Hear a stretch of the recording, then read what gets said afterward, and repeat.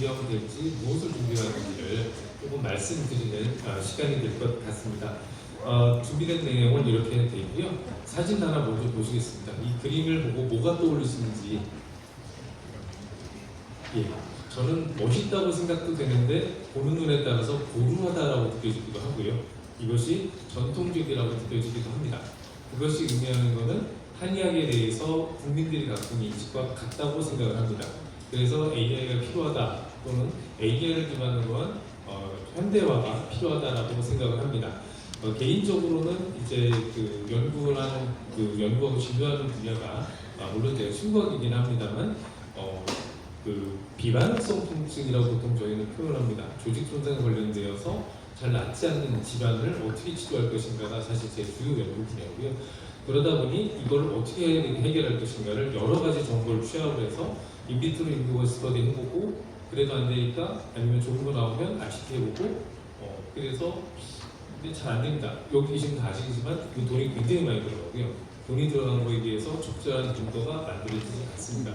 그래서 실제로 이 임상 현장에 있는 걸 모아야 되는데 가장 기본이 되는 이유는 한의 치료가 너무 다양하기 때문입니다. 같은 약도 다양하게 쓰고 다양한 상황을 어떻게 기록할지도 알 수가 없고 이 상황에서 정보를 추출해서 근거를 만들려니 너무나 어렵고 오해의 소지가 큽니다. 그래서 이 부분을 어떻게 통제할 것인가가 사실 이 프로젝트의 시작이라고 봅니다. 일반적으로 저희가 그 헬스케어 빅데이터를 활용할 때 사용하는 걸 보면 데이터를 모으고 그 다음에 전처리한 다음에 분석을 해서 눈에 보이게 하고 마지막으로 활용합니다. 앞서 말씀드린 것처럼 우리 수련님들 말씀드린 것처럼 전처리에만 90% 필요한다고 하시는데 사실 더 올리는 것 같습니다. 제가 얼마 전에 빅데이터 지금 심평원 자료 가지고 논문 쓰다가 전처리만 거의 1년 반 넘게 걸렸습니다. 그래도 그거 논문 쓰기가 어렵더라고요. 그 정도로 우리가 전처리가 어려운 이유는 원하는 데이터가 어디에 있는지 그리고 한의과 데이터의 가장 큰 특징은 우리가 직접 데이터를 만들어야 됩니다. 의과, 보통 저희가 의과, 전 좋아하는 표현은 아닌데 일단 기본적으로 어떤 진단이 있으면 치료와 치료나 아니면 이런 빈도 데이터가 정확하게 나오고 그 이유가 되는 랩 데이터나 이미징 데이터가 붙어있는 거 있기 때문에 빅데이터의 구성도 쉽고 분석도 어느 정도는 틀이 잡혀 있는데 한의과는 환자가 말한 정보가 또는 우리가 맥싱을 하던 그래서 사진을 통해서 만들어진 정보가 그때그때 데이터에 라벨링이 되어야 됩니다. 이 라벨링을 하는 과정에서 이미 교육의 수준이라든가 아니면 교육을 받은 방식이라든가에 따라서 상당히 다릅니다. 그러니까 랩서브 인포메이션 자체가 일정하지 못한 것이 가장 큰 차이라고 보여집니다. 그래서 우리가 한의학과 관련돼서 가장 우리가 갖고 있는 이 장단점에 대한 생각에서 첫 번째로 보면 맞춤형 의학이라는 부분인데 이 맞춤형 의학이라는 부분이 주는 의미가 두 가지인 겁니다. 요즘 들어서 비싼 옷은 맞춤 옷이 아니죠. 매스 프로덕션 하는 것 중에 좋은 게 비싼 겁니다. 그런데 한의학은 여전히 다품종 소량 생산을 하고 있습니다. 그러니 정보화가 되기 어렵습니다. 그러니까 이것을 트랜스레이셔널 리서치에서 저희가 랩스펙티브도 해보는데 이렇게 하면 좀 데이터가 잘 나올 것 같지만 실제는 잘 안 나옵니다. 그래서 이것이 전부 다 이 컨셉에 들어가는 것 같습니다. 표준화도 안 돼 있고 표준화가 안 돼 있다는 얘기는 진단이든 중재든 평가든 다 표준화가 되어 있지 아니하고 데이터가 생산되는 게 질이 일정하지가 않습니다. 이 부분은 저도 반성을 하는데 환자 보면 초심 때는 환자한테 뭔가를 붓습니다. 어디에다가 깨알같이 적습니다. 문제는 두 번째부터 치료할 때 저희는 침치료하러 빼두고 들어갑니다. 환자하고 말씀 나눴던 데이터는 전부 다 사라졌습니다. 그러니 우리에게 존재하는 데이터의 퀄리티는 매우 낮을 수밖에 없다. 이런 부분 때문에 우리 인터오퍼러빌리티를 얘기합니다. 인터오퍼러빌리티는 상호 어떻게 대화를 나누는가에 대한 문제라고 생각을 합니다.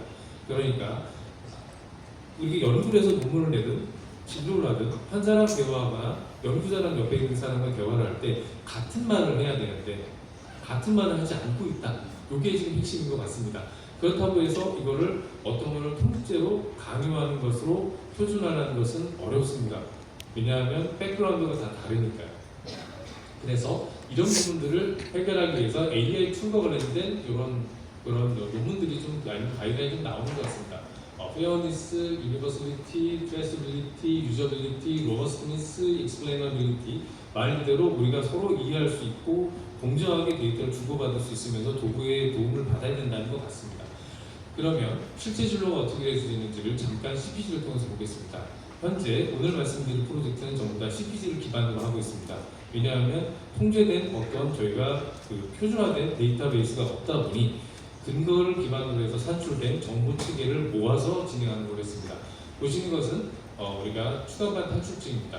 기본적으로 허리가 아프고 다리가 저리다 라고 하면 그때 히스토리 테이킹을 하고 이때 몇 가지 주요한 정보를 모으게 되고 이걸 기준으로 해서 감별 진단을 먼저 시행을 합니다. 이때 위험 징후가 있으면 하여간 달인 검사를 진행할 것이고 양성이라면 그에 맞게 아니라면 그에 맞게 치료를 시작합니다. 이때 환자의 어느 정도 중증도가 있는지를 확인하기 위해서 피지컬 examination하고 그다음에 검사 진단을 진행합니다. 이 과정을 거친 다음에 우리가 한의 진단이 이루어지고 이때 치료 중재를 들어가기에 앞서서 한의 보유 진단이 들어갑니다. 저희가 변병, 변증 그리고 그 두 가지로 부른다라고 얘기하시면 좋겠는데 이 모델은 하나는 우선 이 사람이 병원에 온 이유가 병이냐 불평감이냐를 나누어서 정보를 이중으로 취합을 해야 된다 이렇게 보시면 되겠습니다. 그래서 우리 이까지 변증 모형이 나오게 되고 이에 대해서 치료 모형이 각각 잡혀서 나오게 됩니다. 그리고 이에 대해서 근거가 나옵니다. 그러면 이거를 모아서 어떻게 처리할 것이냐의 문제인 것 같습니다. 오늘 말씀드릴 프로젝트는 보건복지부의 지원을 받아서 계속 진행을 하고 있습니다. 여러분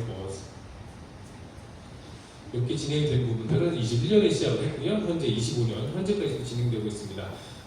여러 가지 말씀을 드릴 수 있지만 간단하게 말씀드리면 표준성 있는 도구를 먼저 마련하고 그 전에 표준 도구를 직접 우리가 컨텐츠를 만든다라는 것에 대한 것으로 보면 되겠습니다. 그래서 표준 그리고 프레임워크, 확산, 연계 이렇게 저희가 크게 잡고 있습니다. 이 작업을 위해서 함께 하시는 분들 그룹을 이렇게 만들었습니다. 기본적으로 병원급 12개 대학의 대학병원과 기본적인 한의원에서 사용되고 있는 EMR 그룹들 그 생산자들을 모두 모셨고 그리고 저희가 그 정보 교류의 표준은 파일을 갖고 있고 그 다음에 용어 표준과 정보 표준은 스노메드로 잡고 있기 때문에 각각 워킹 그룹을 만들어서 함께 논의가 되고 있습니다. 잘 아시는 것처럼 우리가 터미놀로지 자체는 스노메드 시티나 아이소 그리고 저희가 이제 대한 한의학회에서 가지고 있는 용어정의 용어 체계를 같이 따르고 있고요. 인터오퍼러빌리티는 파이어, 그 다음에 진단은 ICD, KCD, 그리고 인터벤션은 이치와 KM2치, 보통 키치로 부르기도 합니다만 저희가 한국표준 한의과 의료행위 체계를 따르고 있습니다. 그리고 진단 평가와 관련돼서 스노메드 시티 안에도 도구가 있지만 로잉 페이지로 있기 때문에 이런 걸 따라서 저희가 콘텐츠를 만들고 있습니다. 요건 보고 계시는 거는 저희가 보통 KR-CPI라고 하는 코어 데이터 모델입니다.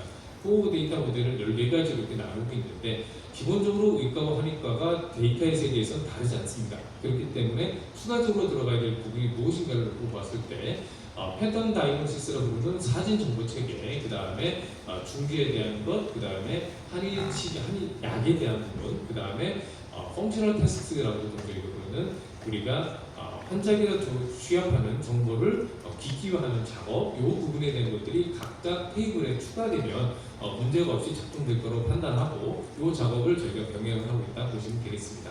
그러면 실제로 작업을 진행하는 것은 2021년부터 CPG를 가지고서 쭉 모아냈다라고 생각하시면 되겠습니다. 이걸 모아서 뭐 있었느냐?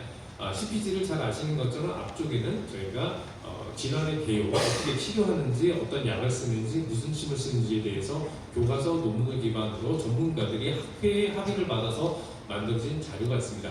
그 자료를 전부 모은 다음에 데이터를 저희가 쭉 분석을 했습니다. 분석을 해서 DB 세트를 만들고 이걸 가지고서 데이터 모형을 만든 다음에 EMR 모형까지 만드는 작업을 했다. 이렇게 이해하시면 좋을 것 같습니다.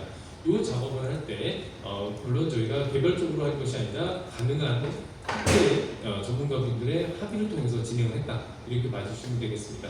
그래서 데이터셋을 분석을 한 다음에 그 다음에 그거를 파이어를 먼저 매핑을 먼저 해봤습니다. 그리고 그걸 가지고서 그 컨셉처럴 그리고 로지컬, 피지컬 데이터 모델링을 한 다음에 EMR 프레임워크를 만들었습니다. 이 부분이 눈으로 보기엔 EMR처럼 보이기 때문에 EMR 사업이라고 또 저희가 오해를 받기도 하는데 이렇게 작업을 진행했다고 보시면 되겠습니다. 그러니까 CPG에 있는 자료를 전부 다 모읍니다. 그거를 이 정보가 사실 작성하신 분마다 다 다르기 때문에 전부 다 모은 걸 갖다가 16개 메이저 카테고리를 나누고 요 남은 것을 가지고서 CPC 컴포넌트를 뽑아냅니다. 이렇게 뽑아낸 다음에 요거를 각 그 의무 기록 구성 요소에 맞춰서 들어갑니다. 이게 무슨 말씀이냐? 한마디로 실제로 쓰는 EMR에 무슨 내용을 입력할 것인지 미리 정하겠다는 뜻입니다. 그런데 이렇게만 하면 CPG가 전체 진을 커버하는 것도 아니고 CPG 안에 있는 내용이 모두 들어가지 않기 때문에 실제로는 저희가 2개 한방병원과 1개 한의원급 EMR에 있는 자료를 전부 다 끄꺼낸 다음에 이거를 전부 다 제조하고 했습니다. 이런 작업을 거쳐서 구성 요소를 찾을 때 저희가 앞서 말씀드린 것처럼 실제로 중요한 건 데이터의 흐름도입니다. 그 데이터의 흐름도에 맞게 만들고 이걸 ERD로 전부 설계했습니다. 물론 이제 ERD 설계라는 게 좀 무거울 수도 있고 가벼울 수도 있고 한데 나중에 데이터를 찾아내기는 쉬울 것 같아서 이런 식으로 데이터 설계를 진행을 하였고요. 이 설계한 것을 실질적으로 눈에 보시게 되면 보신 것처럼 어떤 것을 추출해서 그 다음에 베이직 터미놀로지로 해서 많이 쓰는 것 무슨